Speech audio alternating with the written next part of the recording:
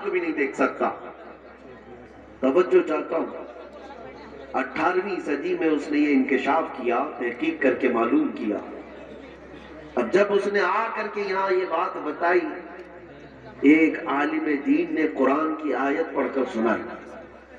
اللہ تبارک و تعالیٰ قرآن پاک میں ارشاد فرماتا ہے سورہ نور میں، او کظلمات فی بحر اللجی یغشاہ موج من فوقہ موج من فوقہ سحاب ظلمات بعضها فوق بعض اذا اخرج یدہ لم یکد یراہا۔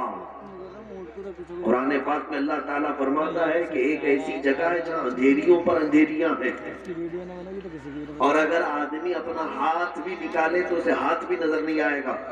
قرآن پاک میں یہ آیت موجود ہے۔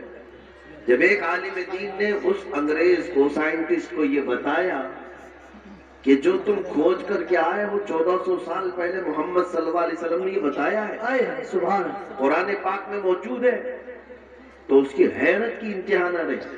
اب توجہ چاہتا ہوں میرے عزیز، اب وہ تحقیق میں لگ گیا کہ میں سمندروں کے سفر کا ماہر آدمی، سمندروں میں اس نے زندگی گزاری عجیب و غریب چیزیں نکالنے کے لیے۔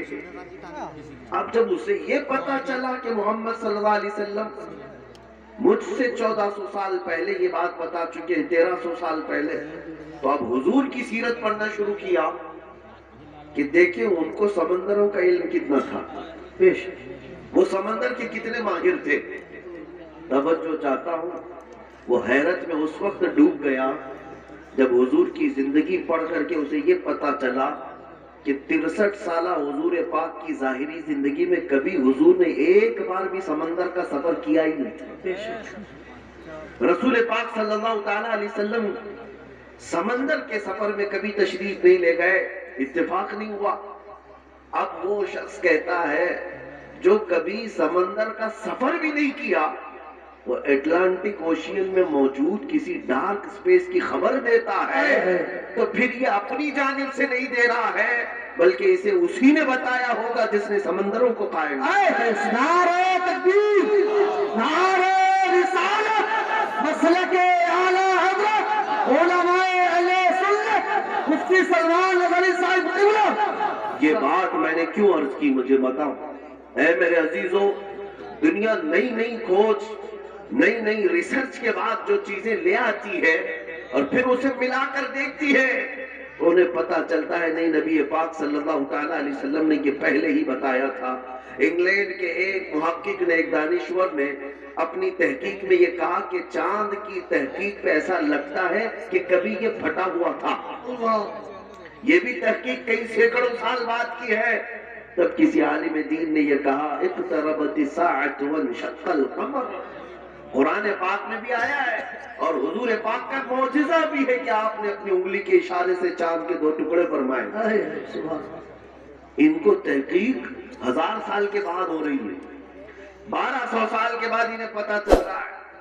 اب آپ کو میں بتاؤں، ایک ایمبریولوجی ایک علم ہے، ایمبریولوجی ڈاکٹریٹ کرنے والے لوگ جانتے ہوں گے، میڈیکل سائنس پڑھنے والے لوگ جانتے ہوں گے۔ ایمبریولوجی کا مطلب ہوتا ہے بچہ پیدا ہونے کا جو پروسیس ہے ماں کے پیٹ میں، یہ کیسے ہوتا ہے۔ آج تو مشینیں آئی نا، سونوگرافی ہے، سی ٹی اسکین ہے، ایکس رے ہے، اسکیننگ ہے، یہ سب چیزیں کرنے کے بعد ڈاکٹر بتاتے ہیں کہ بچہ کتنے ہفتے کا بنا، ہارٹ بیٹ چل رہی ہے کہ نہیں چل رہی ہے، بچہ کتنے مہینے کا ہوا۔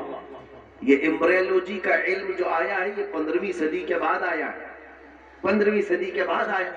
میں آپ کو بتاتا ہوں، آج یہ ساری دنیا کے ڈاکٹر اس بات پر اتفاق رکھتے ہیں کہ ماں کے پیٹ میں پہلے نطفہ جاتا ہے، اس کے رحم میں نطفہ جاتا ہے، پھر نطفہ کیا بنتا ہے، ڈاکٹر سب کہتے ہیں ایک چنگم کی طرح چپچپا ہوا، چنگم کی طرح چپچپا ہوا ایک چھوٹا سا خون کا لوتھڑا بنتا ہے جس کو علقہ کہتے ہیں، عربی میں علقہ، چنگم کو بھی کہتے ہیں۔ توجہ چاہتا ہوں، اس کے بعد پھر یہ ڈاکٹرز کہتے ہیں خون کے لوتھڑے کے بعد پھر بغیر ہڈی کا گوشت بنتا ہے، نطفے سے گوشت بنتا ہے، پھر تھوڑے دنوں کے بعد، مہینے کے پروسیس کے بعد ڈاکٹرز کہتے ہیں کہ اس کے اندر ہڈیاں آتی ہیں، ہڈیاں آنے کے بعد پھر چمڑا آتا ہے، پھر بال آتے ہیں. یہ پروسیس ہے 9 مہینے کا. یہ آج کی تحقیق کے بعد سارے ڈاکٹرز مشینوں سے نکالنے کے بعد اس بات کو یہاں دنیا کے سامنے پیش کر رہے ہیں. مگر میں اس زمانے کی بات کر رہا ہوں جب سائنس کا وجود بھی نہیں تھا، جب نہ ایکس رے مشین تھی، نہ سونوگرافی، نہ سی ٹی اسکین، کچھ بھی نہیں. لیکن میرے آقا صلی اللہ تعالیٰ علیہ وسلم کی زبان ناز سے وہی قرآن، وہی الہی نکلتی ہے. ثم خلقنا النطفة علقة فخلقنا العلقة مضغة فخلقنا المضغة عظاما فكسونا العظام لحما.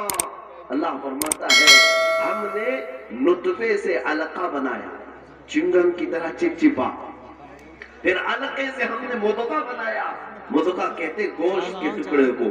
پھر اللہ تعالیٰ فرماتا ہے فَكَسَوْنَا الْعِظَامَ فَخَلَقْنَا الْمُضْغَةَ عِظَامًا، پھر ہم نے اس مضغے کے اندر ہڈیاں رکھی، گوشت کے اندر پھر ہڈیاں آئی. پھر اللہ فرماتا ہے فَكَسَوْنَا الْعِظَامَ لَحْمًا، پھر ہم نے ہڈیوں پر چمڑیاں ڈالی. ثم انشأناه خلقا آخر فتبارک اللہ احسن الخالقین. میرے عزیزو، بائیولوجی پڑھنے والے اسٹوڈنٹس اگر ہیں، سائنس کے، سائنس پڑھنے والے طلبہ ہیں تو جا کر پھر سے ایک بار چیک کر لینا، اور قرآن کی آیت جو میں نے تلاوت کی سورہ مومنون کی پھر سے پڑھ لینا. تمہیں پتا چلے گا کہ ایمبریولوجی کا پورا علم رسول اللہ صلی اللہ تعالیٰ علیہ وسلم کی زبان سے اللہ نے قرآن پاک میں بیان فرمایا. بے شک سبحان اللہ. اے مسلمانوں، میں کون کون سی باتوں کا ذکر کروں، کتنی تحقیقات کی بات کروں.